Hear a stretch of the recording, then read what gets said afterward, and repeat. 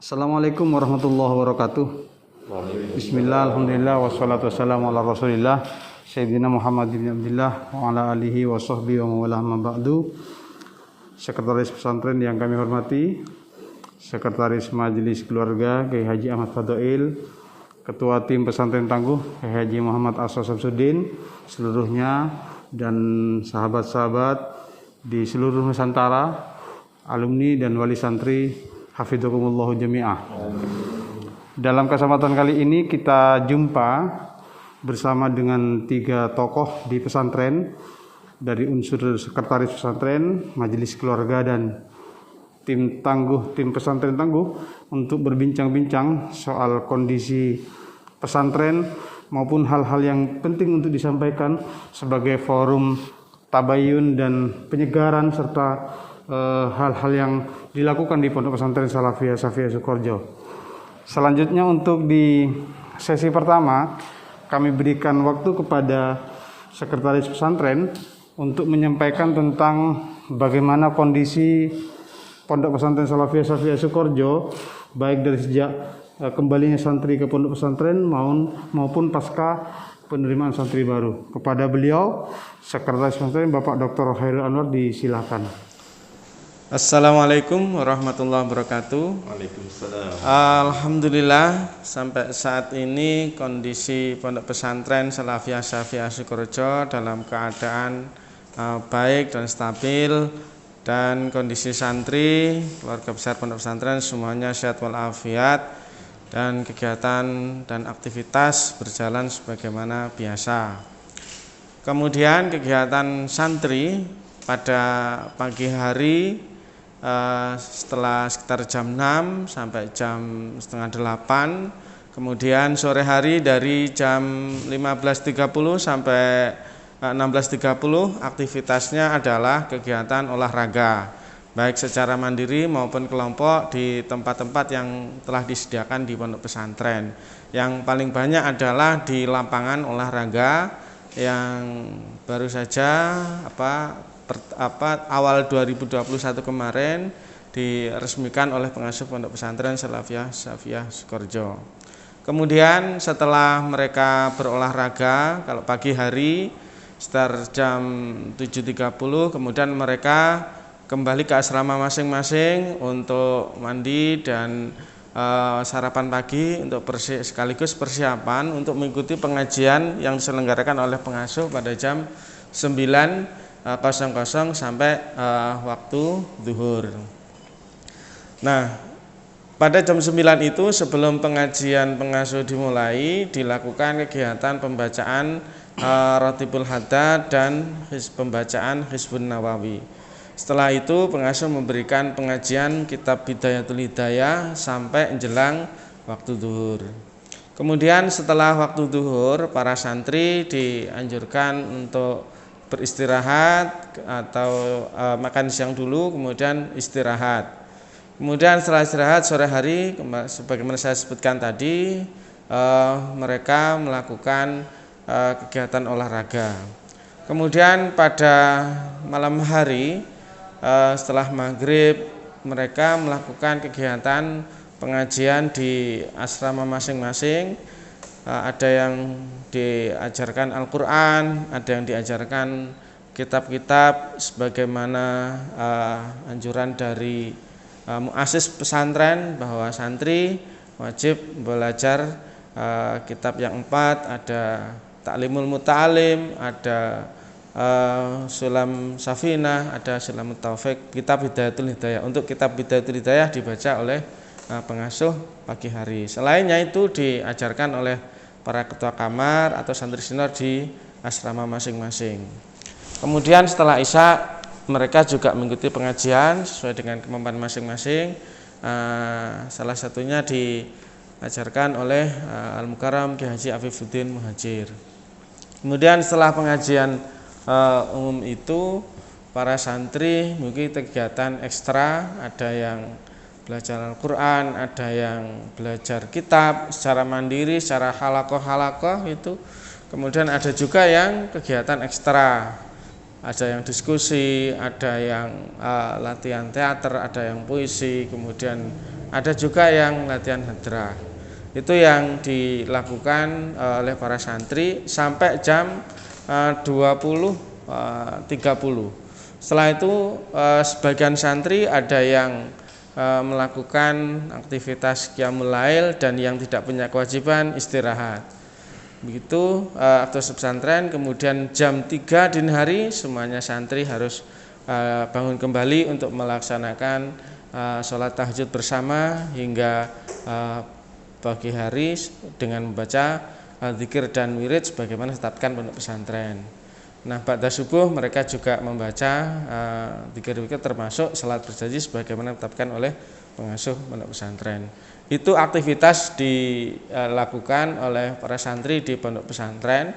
Kemudian untuk kebutuhan logistik, alhamdulillah semuanya terpenuhi oleh beberapa paguyuban masyarakat di sekitar Sukoharjo yang dinamakan ada Pujasera, ada Pujasri, ya. Baik di pusat maupun cabang semuanya terpenuhi di dalam komplek pesantren. Saya kira itu kondisi. Jadi alhamdulillah secara umum logistik santri terpenuhi dari lembaga-lembaga atau unit-unit usaha yang disediakan oleh pondok pesantren dan kelompok-kelompok usaha atau paguyuban usaha yang dikoordinir oleh masyarakat guna memenuhi kebutuhan logistik santri. Demikian yang bisa kami sampaikan berkaitan dengan kondisi pondok pesantren Salafiyah sejak kedatangan mereka hingga hari ini. Baik, prinsipnya kondisi pesantren dalam kondisi stabil, kegiatan normal dan aman dalam suasana sampai saat ini. Tetapi tentu di media sosial cukup berkembang dan ini perlu tabayun, kita perlu klarifikasi sehingga bisa tercerahkan kehidupan masyarakat, terutama wali santri dan alumni, bagaimana dengan perkembangan di media sosial yang tidak kenal dengan ruang dan waktu, sehingga ini perlu terkonfirmasi dari kita sebagai tim pesantren tangguh yang akan disampaikan oleh Kiai Haji Aso Samsudin. Kepada beliau disilahkan. Baik, kami tidak tahu pasti data yang berkembang di media sosial itu dari siapa dan siapa yang menyebarkannya. Mungkin kami punya persepsi bahwa pada saat ada acara tahlil dan doa bersama yang digagas oleh kawan-kawan di Universitas Ibrahimi, yang semula tahlil itu diperuntukkan untuk dosen di lingkungan pondok pesantren, namun kemudian karena virtual itu dilakukan oleh kawan-kawan melalui media Zoom, sehingga beberapa kawan-kawan alumni yang di seluruh Indonesia itu mengikutinya.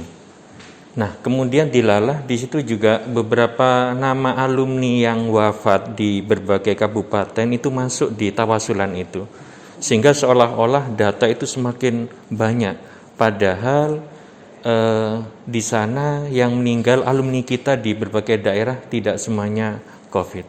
Ini yang mungkin perlu kami jelaskan, perlu kami luruskan.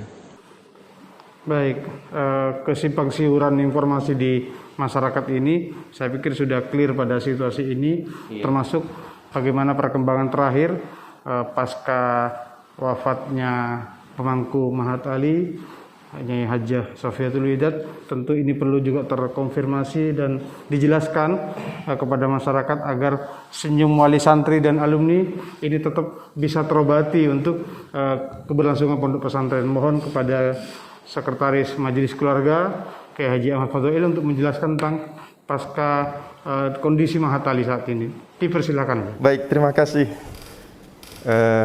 Betul sekali bahwa beliau Al-Mukarramah Nyai Hajah Sofiatul Widat beberapa hari yang lalu sudah kepundut menghadap kehadiran Allah Subhanahu wa taala, dan tentu ini menjadi ujian bagi kita semua, bagi Pondok Pesantren Salafiyah Syafiyah Sukoharjo, karena sejatinya beliau sebagai seorang pemangku di salah satu asrama di Pondok Pesantren Salafiyah Syafi'iyah Sukorejo, yakni di Mahat Ali, beliau memiliki peran yang sangat luar biasa.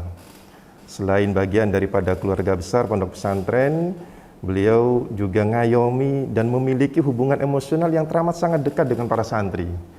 Sehingga kami semua para santri merasa kehilangan ketika beliau sudah kepundut oleh Allah Subhanahu wa taala.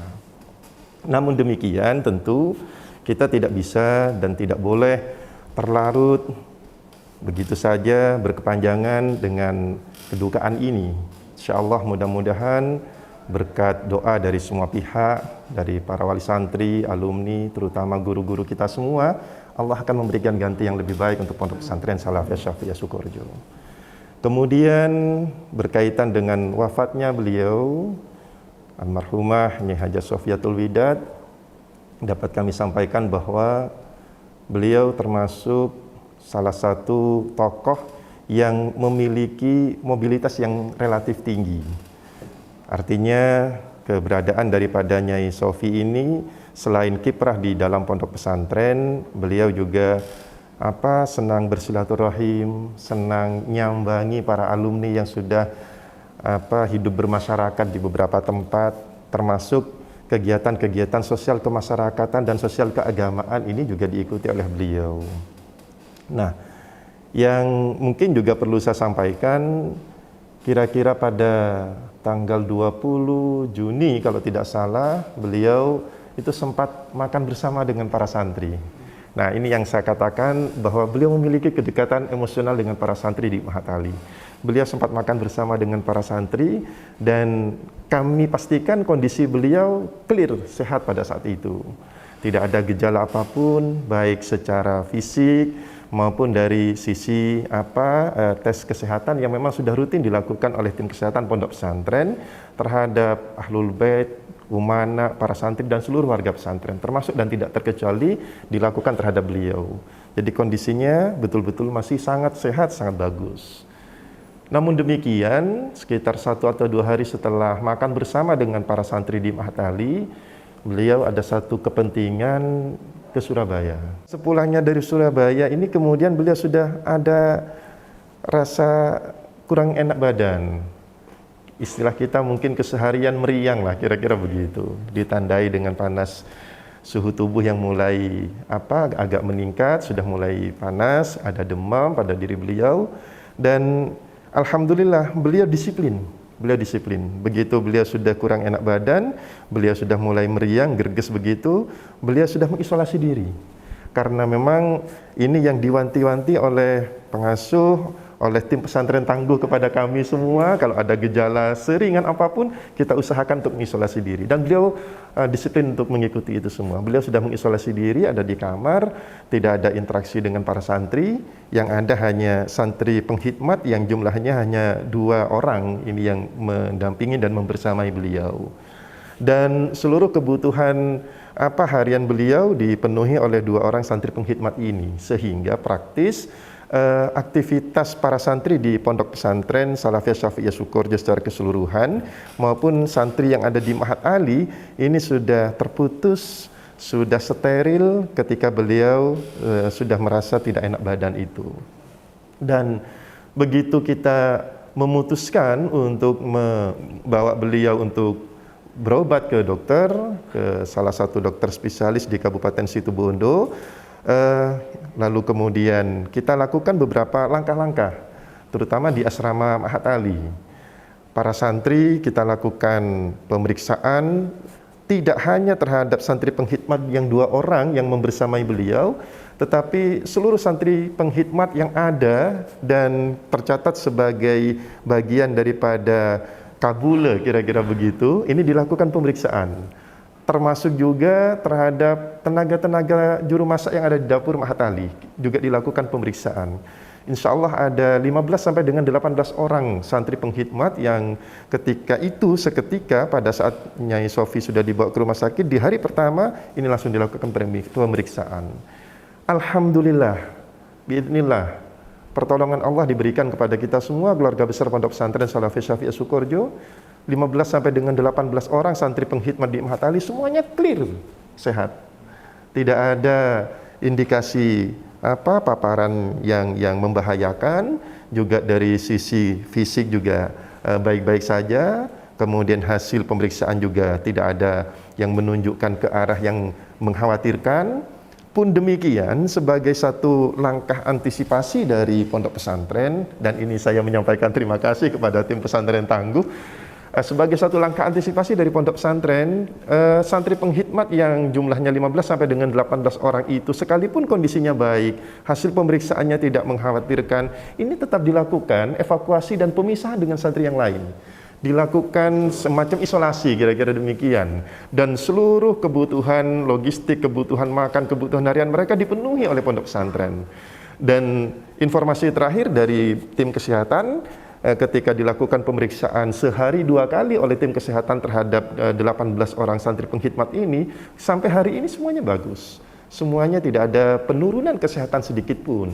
Dan ini yang menurut saya menepis situasi mencekam yang selama ini ada menjadi asumsi dari publik, asumsi dari masyarakat bahwa situasi di Mahat Ali mencekam, situasi di Sukoharjo mencekam. Alhamdulillah, fakta yang tersaji di hadapan kita menunjukkan semuanya fine, semuanya enjoy, semuanya baik-baik saja. Tidak ada satupun yang kemudian mencekam. Bahwa di luar komplek pondok pesantren itu warga masyarakat, 1-2 barangkali iya. Tetapi di dalam pondok pesantren semuanya sudah aman, semuanya sudah terkendali. Apa yang tadi disampaikan oleh sekretaris pesantren, ini langkah serius yang dilakukan oleh pondok pesantren tidak hanya hari ini, tapi sudah dilakukan sejak tahun 2020.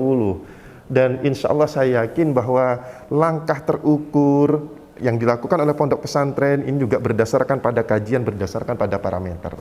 Satu hal yang juga perlu saya sampaikan bahwa ketika di Situbondo belum terjadi lonjakan yang signifikan, belum ada ledakan COVID gelombang kedua berdasarkan pada varian India atau varian Delta, pondok pesantren sudah melakukan analisa, pondok pesantren sudah melakukan kajian. Ingat saya, mungkin ketua tim juga ingat, sekretaris ingat, tanggal 9 Juni kita sudah memutuskan kan? Tanggal 9 Juni belum ada lonjakan di Kabupaten Situbondo, tetapi kita sudah memutuskan untuk melakukan langkah-langkah antisipasi. Dewan guru sudah tidak boleh masuk ke pesantren. Kemudian juga perkuliahan sudah kita mulai kurangi. Aktivitas belajar pendidikan formal juga sudah mulai dikurangi. Nah, hal ini menunjukkan bahwa pondok pesantren sedemikian serius jauh sebelum pihak lain melakukan memberikan dorongan kepada pondok pesantren untuk melakukan langkah-langkah. Pondok pesantren sudah di awal melakukan langkah itu semua.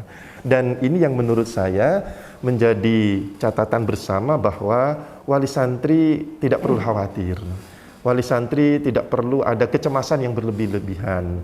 Mari kita tingkatkan munajat kepada Allah Subhanahu wa taala. Kita berdoa kepada Allah Subhanahu wa taala, doakan para guru-guru kita semua, doakan pengasuh, doakan ahlul bait, doakan para santri, doakan pondok pesantren Salafiyah Syafiyah Sukoharjo. Mudah-mudahan Allah Subhanahu wa taala senantiasa menjaga, memberikan pertolongan kepada kita semua. Atas itu semua, kami juga menyampaikan ucapan terima kasih kepada para alumni, wali santri dan semua pihak yang memberikan perhatian yang luar biasa kepada pondok pesantren Salafiyah Syafiyah Sukoharjo. Saya kira itu barangkali Pak Sunardi. Sama halnya dengan yang dijelaskan oleh sekretaris pesantren tadi, kondisi Mahat Ali, kegiatan baik di asrama maupun di lembaga pendidikan Mahat Ali tetap berjalan sebagaimana biasa, lumrahnya bagaimana kehidupan sehari-hari sebelumnya. Jadi normal, insya Allah tetap terkendali dalam kegiatan-kegiatan di asrama dan di lembaga pendidikan. Demikian kira-kira. Baik. Terima kasih.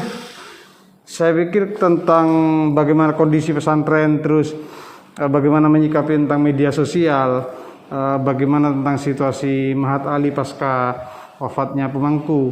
Tentu pesantren memiliki langkah-langkah taktis dan strategis yang ini penting untuk dijelaskan sebagai lagi-lagi untuk menceriahkan kehidupan wali santri dan alumni, sehingga pesantren sudah punya langkah jauh sebelum terjadi ledakan yang ini. Kami berikan terakhir kepada sekretaris pesantren untuk menyampaikan tentang bagaimana langkah-langkah strategis pondok pesantren dalam menghadapi pandemi COVID-19. Silakan. Baik, terima kasih. menyangkut tentang langkah-langkah pesantren, bahwa pondok pesantren sejak tahun 2020 sudah membentuk tim pesantren tangguh, dan ini gagasan ini sesungguhnya memang gagasan murni dari pesantren, kemudian bertemu dengan gagasan ini sudah dirumuskan di pesantren sejak bulan Ramadan ketika kasus pandemi ini sudah mulai merebak di Indonesia, berkaitan dengan persiapan pesantren akan mengembalikan santri kembali ke pondok pesantren untuk beraktivitas belajar. Kemudian gagasan itu bertemulah dengan Satgas Covid Kabupaten Situbondo dan juga Bapak Sekda, kemudian tim ini dinamai dengan tim pesantren tangguh. Kalau di beberapa yang lain namanya tim Satgas Covid, tapi kalau pesantren ini memilih tim pesantren tangguh biar tidak terkesan mengarah kepada Covid, tetapi yang penting adalah pesantren ada pihak yang bertugas menangani berkaitan dengan perkembangan pandemi di pondok pesantren.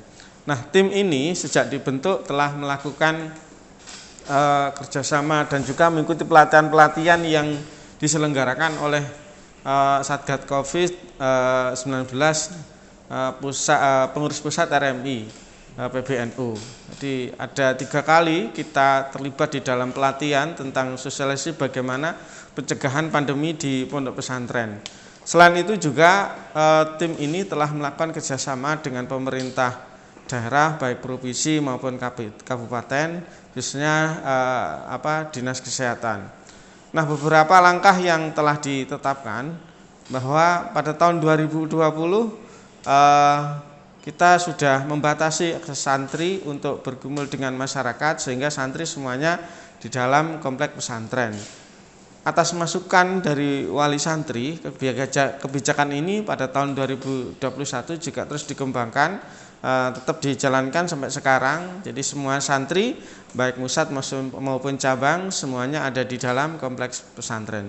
Harapannya adalah santri terbatasi interaksinya dengan masyarakat yang ada di sekitar pondok pesantren, sehingga dengan ini sebagaimana anjuran di pencegahan pandemi, salah satunya adalah harus membatasi interaksi dengan masyarakat luas di pondok pesantren. Kemudian langkah yang lain adalah bahwa setiap unsur di pondok pesantren ketika masuk ke pondok pesantren itu harus melakukan pemeriksaan kesehatan. Ya, kalau tahun 2020 kita menggunakan rapid test, tapi kalau tahun 2021 kita sudah menggunakan rapid antigen. Padahal saat itu di negara kita belum ledak seperti ini, tetapi keputusan pesantren sudah harus menggunakan rapid antigen. Kemudian santri lama, kemudian pengurus semuanya juga begitu. Yang mereka pulang kampung ketika masuk pesantren semuanya harus diperiksa rapid antigen. Termasuk yang terakhir di bulan akhir Mei kemarin, sama awal Juni itu juga santri baru semuanya kita melakukan pemeriksaan antigen, semuanya clear. Nah, alhamdulillah, jadi selesai semua. Jadi sekali lagi semua unsur yang ada di pesantren itu ketika beraktivitas di pesantren harus clear sehat dengan pemeriksaan rapid antigen. Tidak hanya itu, kemudian juga ketika setelah tanggal 12 Syawal ketika kegiatan pesantren akan dimulai, guru-guru yang akan berkhidmah kembali, mengajar kembali, itu juga dilakukan pemeriksaan rapid antigen. Semuanya di rapid antigen, termasuk juga para pedagang yang akan memenuhi kebutuhan logistik santri, itu juga kita lakukan pemeriksaan rapid antigen. Semuanya kita periksa. Bahkan ada yang diperiksa secara berkala. Sehingga ini sebagai langkah untuk membuktikan, untuk memastikan bahwa segala unsur yang terlibat di pondok pesantren, khususnya berinteraksi dengan santri itu clear sehat dengan pemeriksaan rapid antigen. Kemudian langkah yang lain adalah bahwa kita juga melakukan pembatasan kunjungan. Jadi kunjungan wali santri kita batasi, bahkan untuk tahun 2021 ini kita tiadakan. Khusus santri baru, pengasuh membuat program masa 40 pendalaman santri baru. Bagaimana dia mengenal situasi belajar hidup di pesantren 41 hari di tempat khusus, bahkan mereka orang tua tidak diperkenankan untuk menemui, bahkan menelpon pun diharapkan tidak dilakukan oleh para wali santri.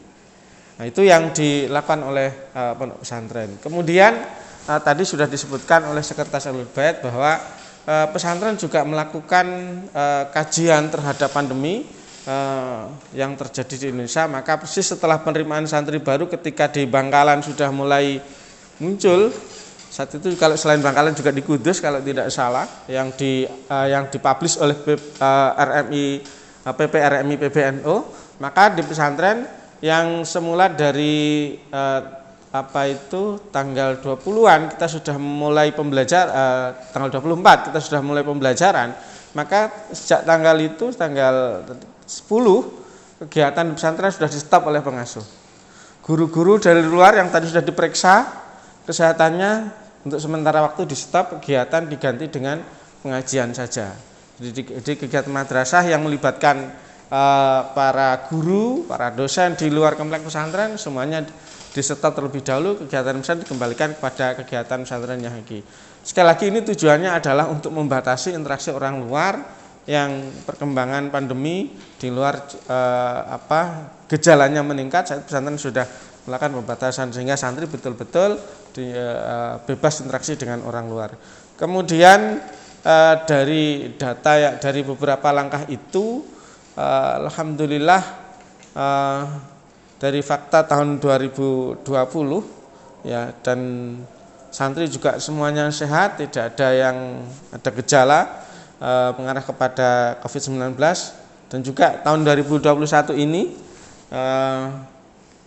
sejak kedatangan sampai hari ini semuanya juga tidak ada yang terpapar COVID-19, semuanya sehat, aman. Kemudian juga para guru dan dosen dan tenaga pendukung tadi sudah saya sebutkan sebelum beraktivitas semuanya diperiksa. Bahkan hari ini mereka para pedagang itu kan tidak mungkin mereka tidak berbelanja kepada yang lain untuk memenuhi kebutuhan nuskik, maka keputusan pesantren adalah mereka dilakukan pemeriksaan secara berkala. Ini demi kehati-hatian bahwa para atau unsur yang melayani kebutuhan santri itu clear, sehat, bebas dari COVID-19. Kemudian yang lain adalah bahwa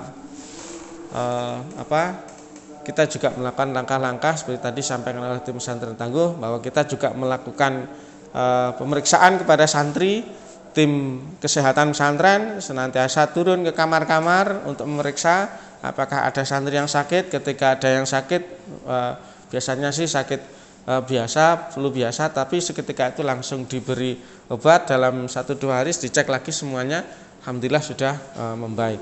Itu yang terjadi di pondok pesantren. Jadi sekali lagi alhamdulillah pesantren telah melakukan beberapa langkah-langkah preventif sehingga semuanya sehat walafiat. Sekali lagi pada para wali santri, alumni, simpatisan, mohon doanya, mudah-mudahan pesantren dilindungi oleh Allah Subhanahu wa taala. Kemudian para santri bisa belajar dengan baik, dan harapan dari pengasuh pasca Idul Adha pandemi ini bisa selesai. Kemudian pembelajaran yang melibatkan para guru dari luar komplek pesantren ini bisa dimulai setelah kondisi betul-betul aman.